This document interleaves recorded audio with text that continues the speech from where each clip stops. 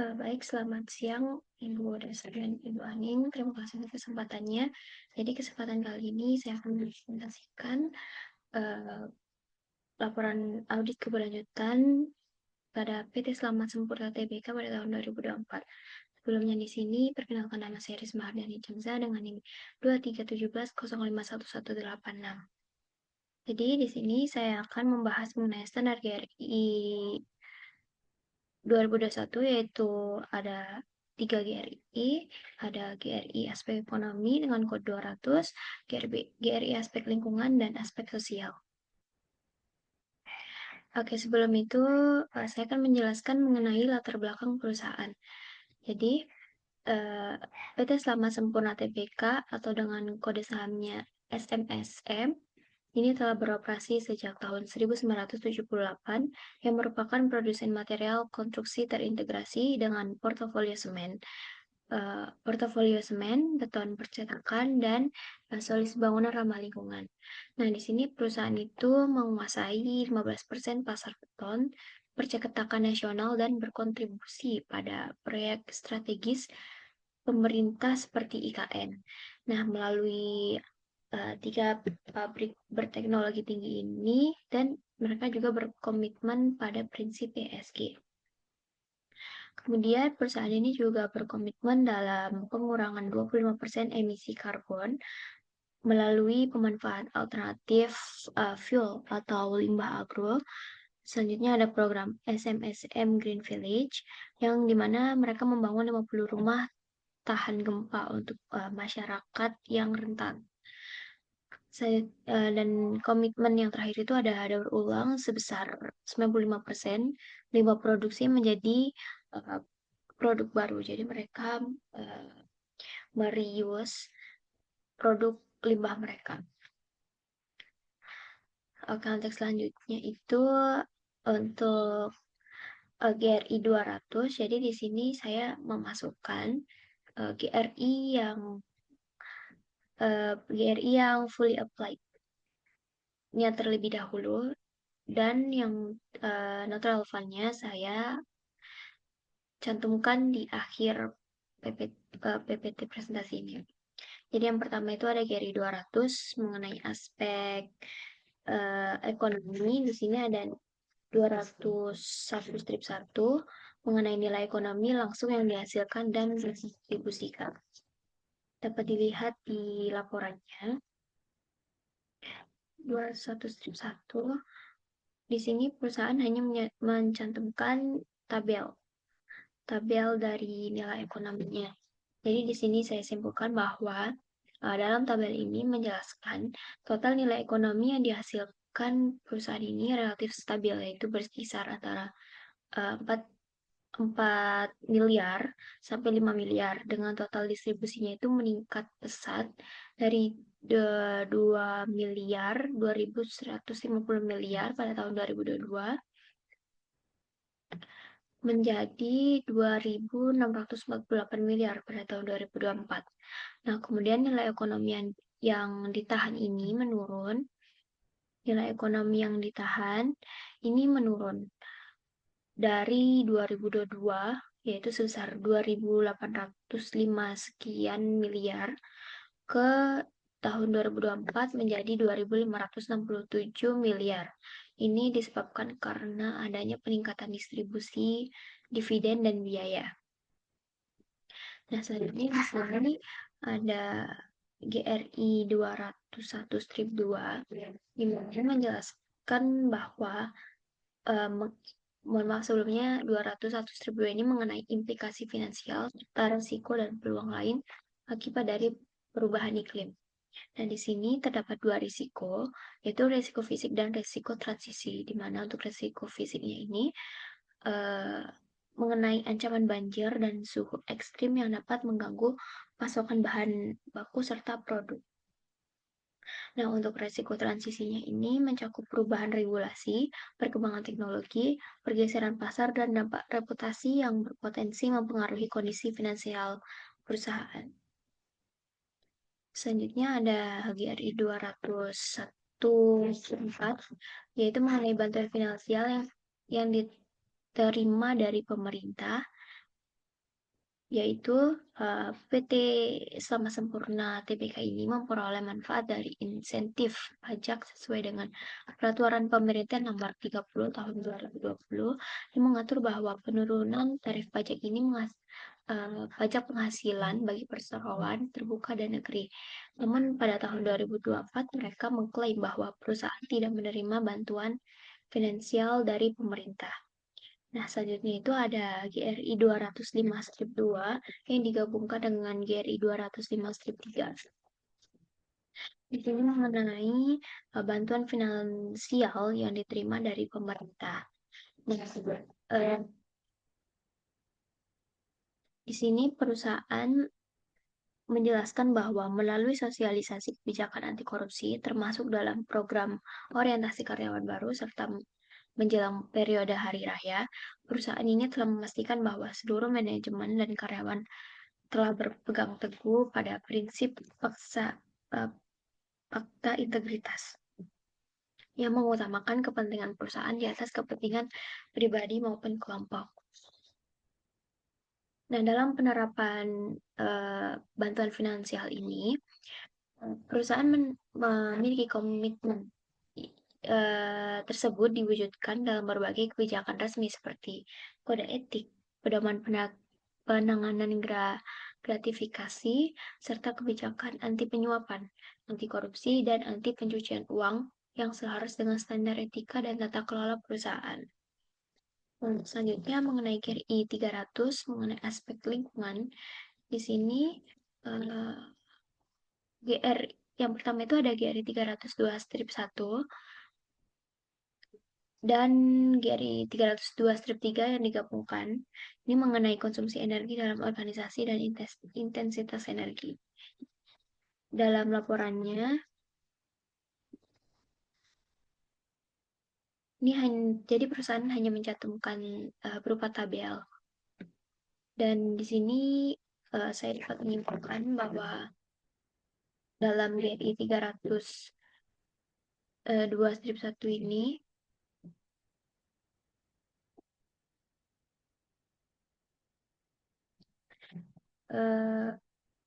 mohon maaf sebelumnya. Jadi, nah, terjadi dalam tabel ini menjelaskan bahwa adanya penurunan yang signifikan dari 63.000 gigajoule pada tahun 2022 menjadi 54.461 gigajoule. Nah, sumber energi tersebut berasal dari listrik, BBM, dan gas.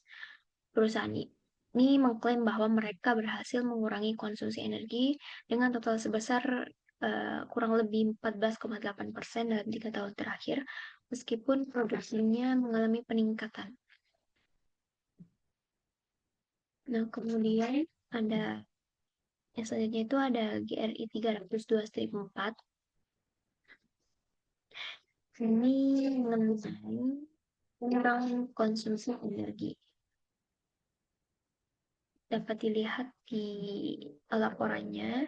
Di sini hanya mencantumkan tabel saja dan kesimpulan dari saya yaitu bahwa perusahaan ini telah mengalami penghematan energi terbaiknya di tahun 2024 sebesar 9,24%. Hal itu disebabkan karena adanya efisiensi gas. Di sini efisiensi gas itu paling tinggi di tahun 2024. Kemudian yang selanjutnya ada GRI 303/3 yang digabungkan dengan 203/5. 303/3. Nah, di sini perusahaan juga mencantumkan tabel saja mengenai konsumsi air. Jadi, perusahaan mengklaim bahwa sumber air yang dilaporkan ini hanya pembelian air dari pihak ketiga atau disebut dengan water purchase from third party yang tercatat pengambilan air permukaan atau surface water dan air tanah tidak terukur atau NA. Di sini NA itu maksudnya tidak terukur atau mereka tidak dapat mengukur volume air tersebut, yang menunjukkan bahwa hal ini atau ketiadaan aktivitas dari konsumsi air tersebut. Nah, ini juga terdapat kenaikan atas konsumsi air pada tahun 2023 dan 2024 yang mengalami penurunan dari 25,163 mil menjadi 16,774. Dan selanjutnya itu ada GRI 303-4. Ini juga mengenai pembuangan air. Di sini di tabel ini menjelaskan bahwa sumber pembuangan yang dilaporkan yaitu dibuang ke badan air permukaan, ke laut, dan ke pihak ketiga. Jadi pembuangan ke laut dan pihak ketiga ini tidak terukur atau NA. NA itu not available.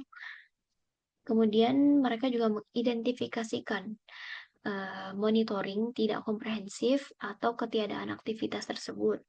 Nah, pada tabel ini juga menunjukkan bahwa perusahaan memiliki transparansi yang rendah dalam pelaporan dampak lingkungannya. Karena kebanyakan mereka mencantumkan nilainya itu tidak tertera atau not available. Nah, selanjutnya ada GRI 305-1 yang digabungkan dengan GRI 305-2 dan strip 4. Jadi GRI 305 ini mengenai emisi gas rumah kaca atau GR. 305-1. Di sini perusahaan menjelaskan bahwa tabelnya ini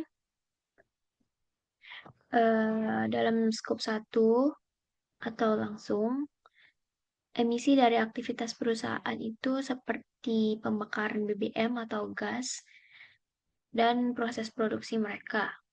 Kemudian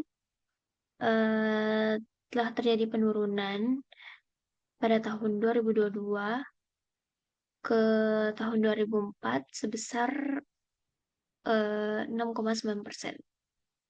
Penurunan yang cukup rendah. Kemudian pada skop 2-nya, ini yang tidak langsung, bahwa emisi dari konsumsi listrik ini mengalami penurunan yang signifikan dan relatif stabil juga, yaitu dari tahun 2022 ke 2024. Dan selanjutnya ada emisi yang tidak langsung, skop 3. Ini tidak dilaporkan, not available.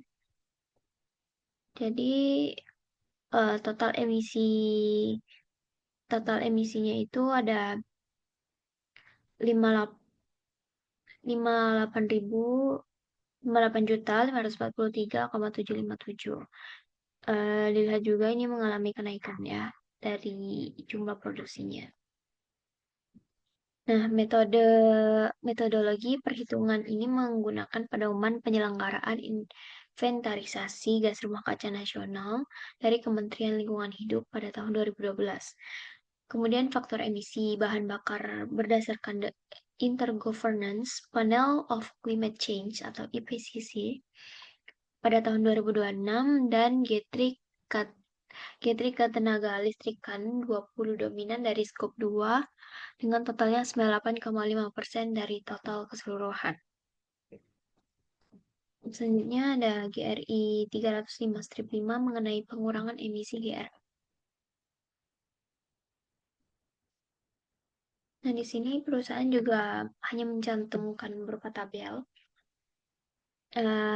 Dari tabel ini disimpulkan bahwa pengurangan emisi absolut menunjukkan bahwa nilai positif ini menandakan bahwa emisi berkurang dan nilai negatif ini menandakan bahwa emisi yang dihasilkan itu bertambah. Dan pada tahun 2024 ini, perusahaan telah mengalami kegagalan dalam pengurangan emisi, terutama akibat buruknya efisiensi listrik yang sangat tinggi, yaitu minus 91,19. Kemudian untuk GRI 306/1 yang digabungkan dengan GRI 306/2.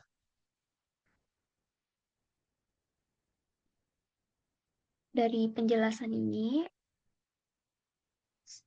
bahwa perusahaan itu telah memiliki instalasi pengolahan air limbah atau IPAL dan sewagi treatment plant atau STP yang digunakan untuk mengolah limbah cair sebelum dibuang.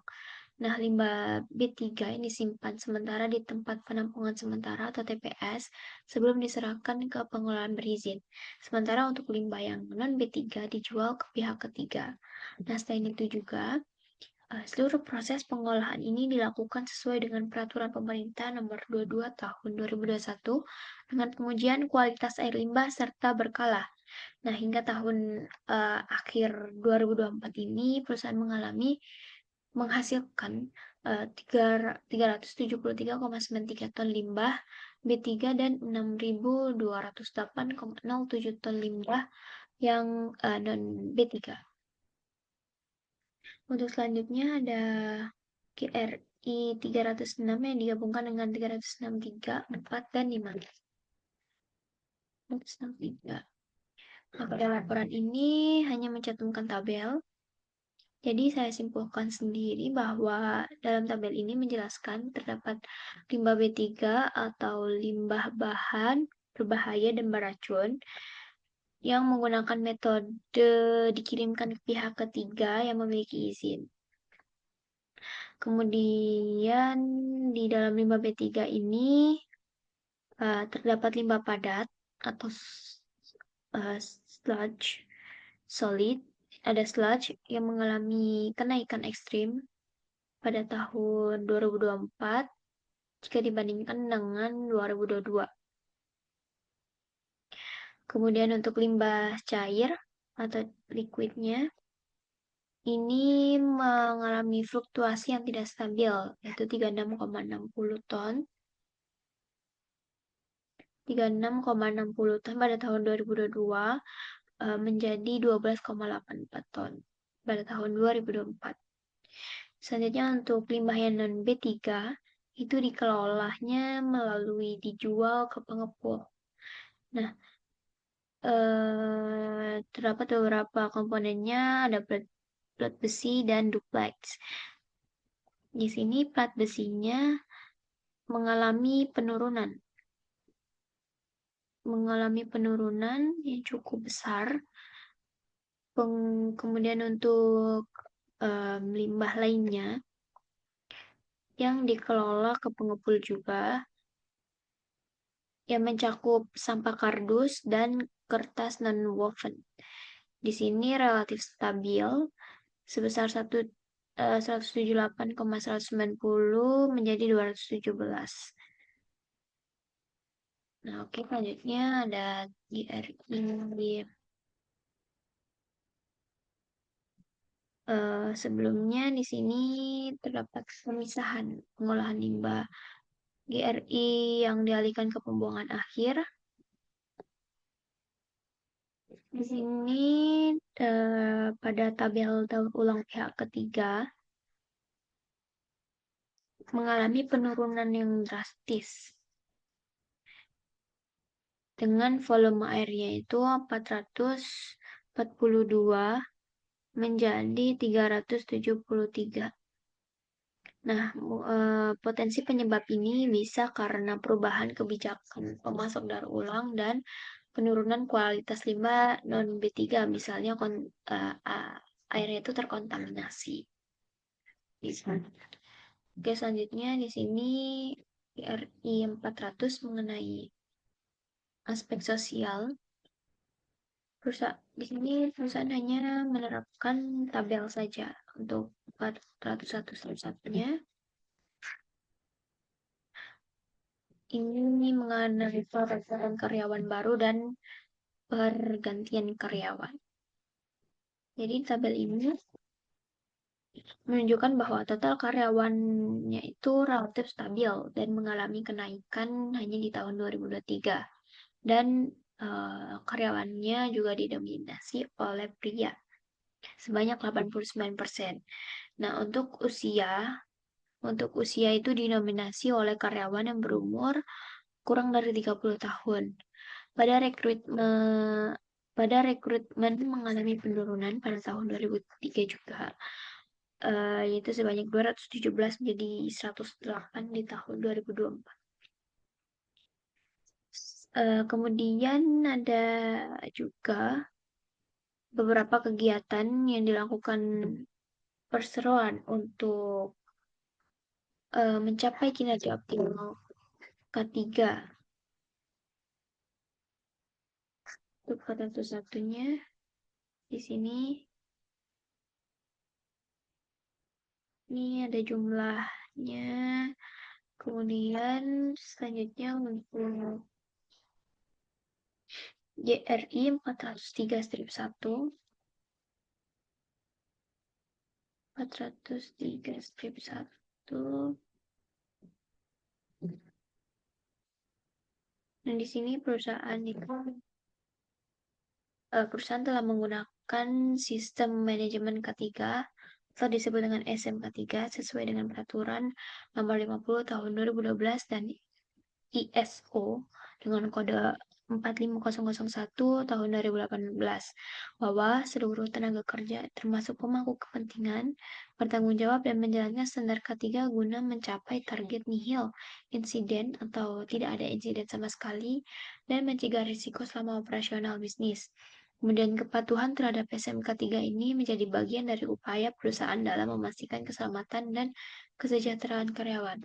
Dapat dilihat bahwa pada laporannya terdapat beberapa kegiatan yang dilakukan perseroan seperti kegiatan memperingati bulan K3 nasional, simulasi tanggap darurat, sosialisasi pasca kecelakaan kerja, rapat rutin panitia pembina keselamatan dan kesehatan kerja atau disebut dengan P2K3. Kemudian ada audit K3 dan audit K3L, dan yang terakhir itu ada pelatihan petugas P3K dan petugas damkar sertifikasi Kemenaker. Selanjutnya ada GRI 403-2, identifikasi bahaya penilaian risiko mitigasi dalam perusahaan. Jadi di sini banyak sekali upaya penilaian maupun program yang mereka kerjakan, upayanya banyak sekali dan saya simpul satu tabel ini bahwa terdapat dua resiko, yaitu ada resiko cedera dan kematian serta resiko penyakit akibat kerja. Di sini untuk upaya dari cedera dan kematian itu ada membuat Hazard Identification Risk Assessment and Determination Control atau disebut dengan HIRADC, kemudian membuat standar operasional prosedur SOPP 3K, kemudian mereka merevisi standar operasional prosedur mereka mengenai pengendalian alat pelindung dari ADRGA02 SOP 020 dengan penambahan kelengkapan tanggap darurat. Nah, upaya ini ditanggungjawabkan oleh bagian SHE, P2K3, atasan serta karyawan itu sendiri. Untuk upaya perbaikannya, mereka melakukan pelatihan K3 dengan K3 dasar dan tanggap darurat bagi karyawan baru, melakukan pelatihan tanggap darurat P23K, melakukan pengadaan alat-alat bantu untuk training praktek K3, Prestan untuk CPR dan collar neck, dan yang terakhir itu ada pelatihan petugas P3K dan petugas damkar sertifikasi Kemenkar. Nah, untuk resiko kedua ini ada penyakit akibat kerja, di mana upaya yang dilakukan itu ada pengecekan kebisingan, pencahayaan, dan suhu area kerja serta alat kerja. Kemudian ada pengadaan masker, alat ukur suhu, tubuh digital, alat, dan bahan penyemprotan disinfektan. Upaya selanjutnya ada pelaksanaan vaksinasi booster kepada karyawan perseroan. Ini juga ditanggung-jawabi oleh SHE P2K3 atas karyawan itu sendiri. Dalam upaya perbaikannya, perusahaan mengadakan safety site ear move untuk mencegah berkurangnya intensitas pendengaran, penambahan lampu di area intensitasnya kurang, yang masih memiliki pencahayaan yang redup, itu mereka akan menambahkan lampu di area sekitar sana. Kemudian ada pengadaan rambu dan APD kacamata, kedok kelas dan face shield di area pengelasan maupun penggerindaan. Untuk selanjutnya ada GRI 300 403 yang digabungkan dengan strip 6. Sebelumnya ini, nah di sini mengenai pelayanan kesehatan kerja, perusahaan mengklaim bahwa mereka telah memenuhi berbagai kebutuhan darurat seperti APAR atau APAR, hydrant, jalur evakuasi, P3K, hingga ambulans, serta mereka juga menyediakan fasilitas kesehatan berupa poliklinik, dokter, BPJS Kesehatan, dan ketenaga kerjaan, serta pusat kebugaran. Nah, selain itu juga perusahaan bekerja sama dengan rumah sakit di Indonesia untuk layanan medical check-up rutin bagi karyawan tertentu, dan bagi karyawan golongan 4 sampai 7 itu diberikan anggaran plafon biaya rawat jalan, sementara asuransi kesehatan diberikan kepada karyawan golongan 5 ke atas.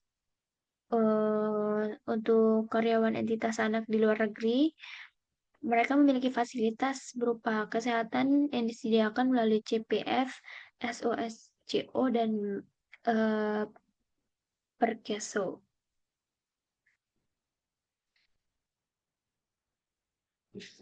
Selanjutnya untuk 400 ke strip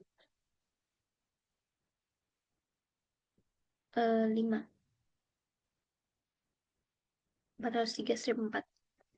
403 strip 4 ini mengenai konsultasi dan komunikasi keselamatan dan kesehatan kerja. Jadi di sini perusahaan eh, menerapkan komunikasi keselamatan kerja secara konsisten, baik di awal maupun di akhir waktu kerja mereka untuk menyampaikan kebijakan dan program pencegahan kecelakaan kerja ini. Nah, perusahaan ini juga memperlakukan atau menetapkan safety talk di setiap tempat kerja guna meningkatkan kesadaran ketiga, efisiensi dan efektif, membantu perusahaan dalam membangun budaya keselamatan yang kuat. Kemudian terdapat panitia pembinaan keselamatan dan kesehatan kerja atau yang disebut dengan P2K3 ini memiliki tanggung jawab untuk membina, mengawasi, serta mengevaluasi berjalannya program SMK3, dan mereka juga menginvestigasi insiden yang terjadi di lingkungan kerja mereka. Selanjutnya ada GRI 403 strip 5. Ini mengenai pelatihan terkait keselamatan dan kesehatan kerja. Tabel ini menjelaskan bahwa terdapat 6 pelatihan ketiga yang dilakukan di tahun 2024 ini, yaitu ada tanggap darurat kebakaran dan banjir, ada pelatihan tanggap darurat P3K dan evakuasi, ada pelatihan tanggap darurat tumpahan ketiga, ada pelatihan damkar security, dan pelatihan penilaian risiko di area kerja, serta yang terakhir ada simulasi tanggap darurat. Oke, untuk selanjutnya ada 403/6. Di sini perusahaan itu menjelaskan bahwa um, mengenai promosi kerja, di sini program kesehatan dapat dikelompokkan menjadi 3 kategori utama, yaitu penyuluhan, pencegahan, dan pengobatan. Nah, untuk penyuluhan mengalami penurunan pada jumlah pesertanya, yaitu dari 181 ke 17 peserta. Kemudian untuk pencegahan ini juga mengalami kenaikan. Untuk keseluruhannya itu mengalami kenaikan, sedangkan untuk pengobatan atau treatment ini mengalami penurunan hanya di BPJS Kesehatan dan Ketenagakerjaan. Terus selanjutnya ada GRI 403/9 mengenai kecelakaan kerja. Di sini perusahaan hanya mencantumkan tabel saja. Dan dapat saya simpulkan bahwa peningkat dari tabel ini menjelaskan terdapat peningkatan yang signifikan terhadap keselamatan kerja pada tahun 2024. Insiden rate turun 27,3% dan frequency rate-nya juga turun menjadi sebesar 27,2%.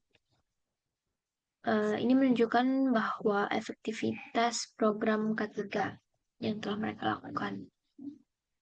Untuk insidennya itu ada kecelakaan ringan, berat, dan fatal. Jadi di sini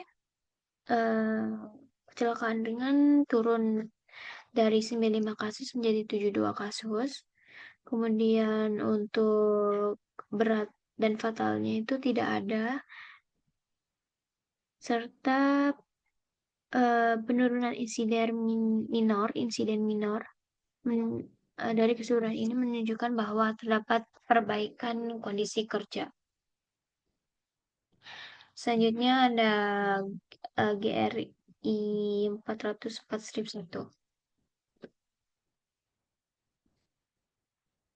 Dalam GRI 404/1 ini mengenai rata-rata jam pelatihan per tahun per karyawan. Jadi di sini perusahaan memiliki rata-rata jam pelatihan per tahun per karyawan yaitu 4 jam. Dengan total keseluruhannya itu 18.322 partisipasi yang didominasi oleh pelatihan teknis sebesar 58,5% total peserta yang mengikuti pelatihan teknis. Dan ini juga berfokus pada peningkatan kompetensi operasional.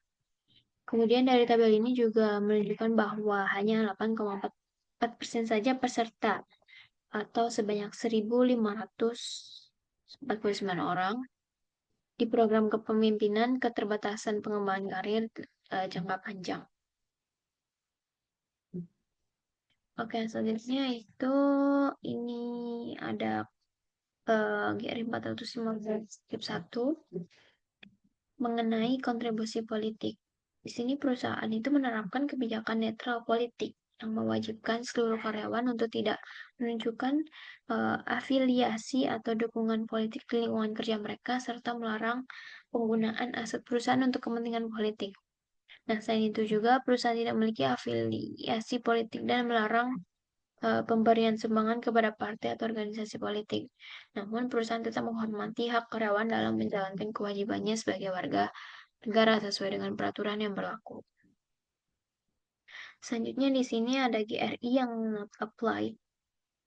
Jadi ada beberapa GRI 202, 203, 4, 5, 6, dan 7. Kemudian di sini ada GRI 300 yang tidak tergantung juga. Ini mengenai GRI 300 material, energi, air dan